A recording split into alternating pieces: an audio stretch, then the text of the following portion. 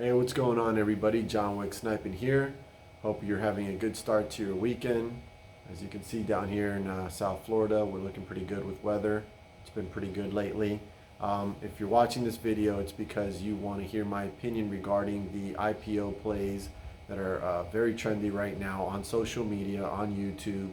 And I just wanted to go over multiple points that I've written down. Yes, I will be pausing this video to go and read over what I wrote. But I just want to make it clear before this video officially kicks off that I don't agree with these plays at all. Initially I did until we have been given multiple plays now that we can go by and understand what's really happening and what's really going on. Also, before I start, that does not mean that I'm not going to cover them on my live streams when the IPOs drop. I'm definitely going to cover it because it is a popular topic right now and people are still going to play it regardless of what I think, and that's okay. But I am still going to cover it. I'll explain at the end of the video how I'm officially going to play them going forward. But to me, honestly, I don't think that this is a great thing to continuously promote.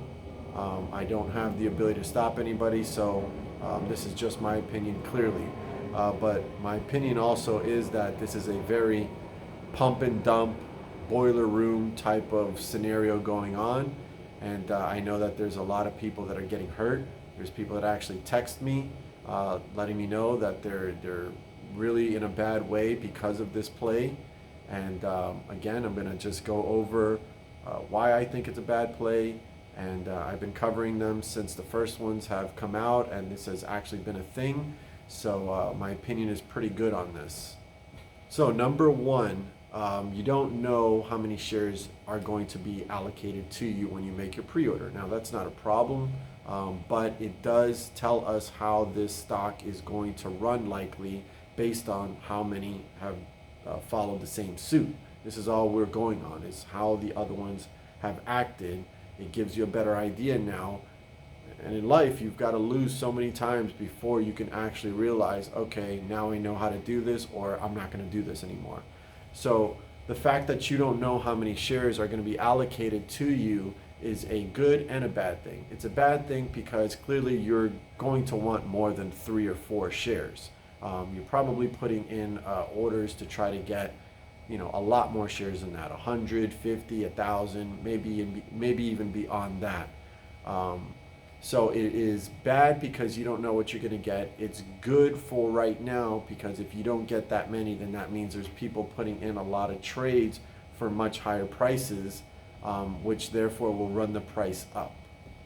So example, in the case of the most recent one that dropped yesterday, JZ, not a lot of people got very many shares in their pre-order. It was maybe 1 to 3 at max. Therefore, a lot of people pretty much FOMO'd and put in trade orders that were well above the asking price of like $5 was the IPO price. And just for an example of this particular point that I'm making, in the case of ticker symbol LUCY, pretty much everybody got their entire pre-order fill. And as you know, if you followed that stock, it never even left the ground. So just to rehash this point, if you get small orders filled, it's likely that the stock is going to run up, but you're probably not going to have that many shares to really hit this extremely hard.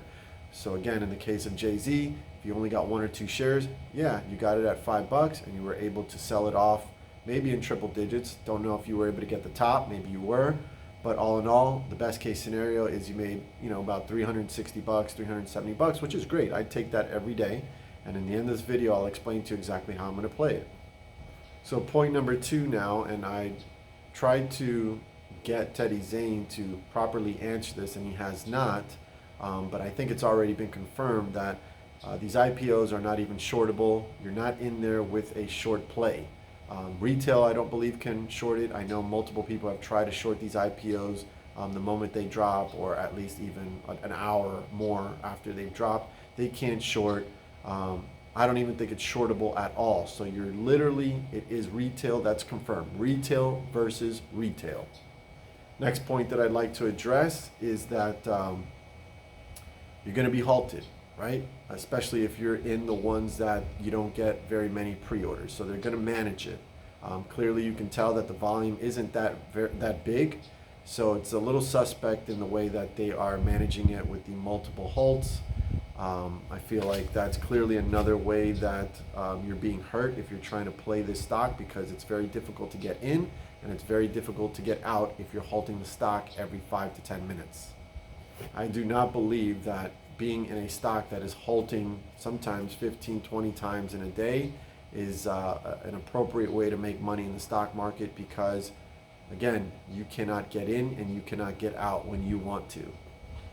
The next point that I want to make is that charting is virtually useless at this point. There's no really trends, especially if there's multiple halts. There's nothing that you can really look at in order to kind of guide yourself in the play to see when you should probably get out. It's literally a 100% gamble at this point. It's like going to the roulette in the casino and just playing black or red and hoping you get lucky. There's really no logic to this at all. In my opinion, no one knows any more than another person. I don't care that a content creator is out there saying sell it, and when he sells it, that's when the play is over, because I think that's ridiculous. There's not that many people, even if you have 15 to 20 or even 50,000 people that are following you.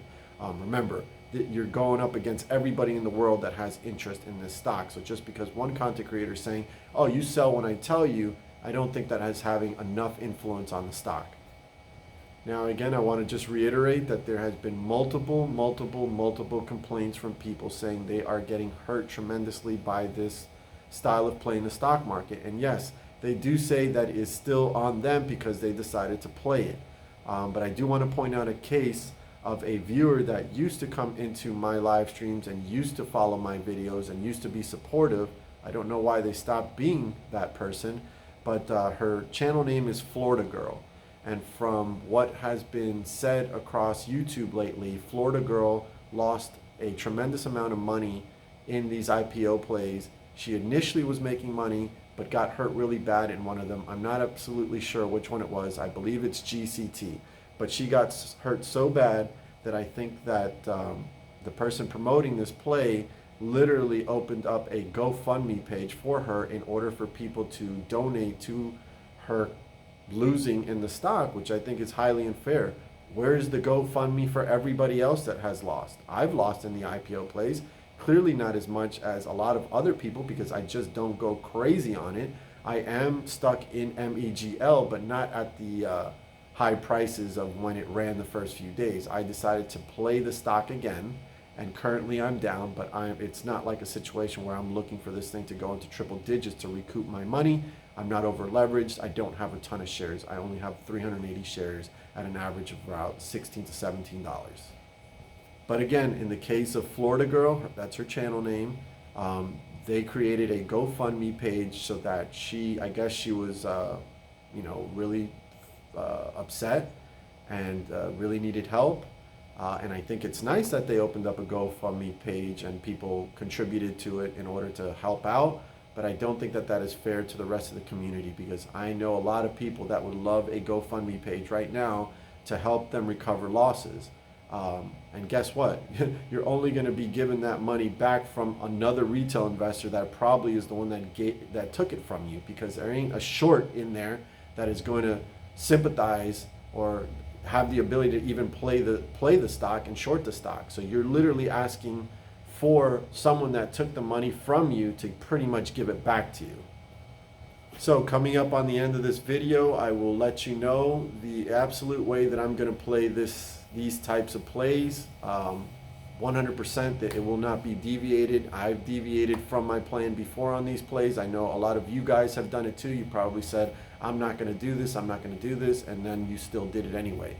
So the only way I am absolutely going to play this type of stock market play is to only pre-order a very small amount, because in the case of Jay-Z, you only got a few, and in the case of Lucy, you got everything.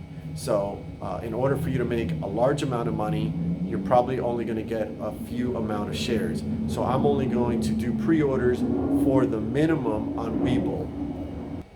The minimum order currently on Webull is $100 worth of whatever they decide to price the IPO, typically somewhere around $5 or $7. If you only get a few shares, or if I only get a few shares, I'm going to dump them off pretty close to immediately and just take my money and run.